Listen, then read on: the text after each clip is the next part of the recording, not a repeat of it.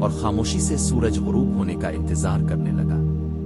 بادشاہ کی آمد اور سوال۔ جیسے ہی سورج کا آخری کنارہ افق میں ڈوبا، بگٹیوں کی آواز گونجی۔ بادشاہ سلامت حال میں داخل ہوئے۔ حال میں سناٹا چھا گیا۔ سب لوگ اپنے ہاتھوں میں سونا اور کھانا چھپانے لگے۔ بادشاہ سیدھا اس نوجوان کے پاس گیا جو تخت کے پاس کھڑا تھا۔ بادشاہ نے مسکرا کر پوچھا، جوان، سب لوگ وہاں دولت اور کھانے میں مگن تھے، تم یہاں اکیلے کیوں کھڑے رہے؟ کیا تمہیں یہ سب نہیں چاہیے تھا؟ نوجوان کا جواب۔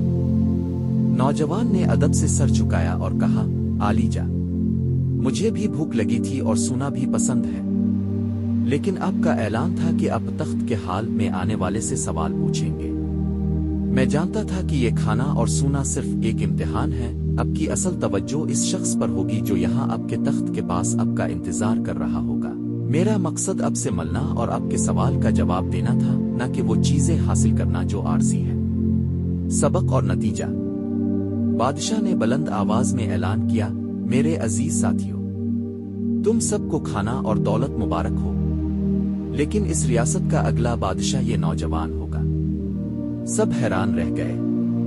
بادشاہ نے وضاحت کی، میں ایک ایسے شخص کی تلاش میں تھا جو لالچ سے اوپر اٹھ کر اپنی ذمہ داری کو سمجھے۔ ایک بادشاہ کا کام محل کی آسائشوں میں کھو جانا نہیں ہوتا، بلکہ اپنے مقصد اور اپنی رعایا کے لیے کھڑے رہنا ہوتا ہے۔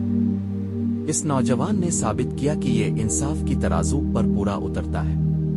نوجوان کو نیا بادشاہ بنا دیا گیا، جس نے سالوں تک عدل و انصاف کے ساتھ حکومت کی۔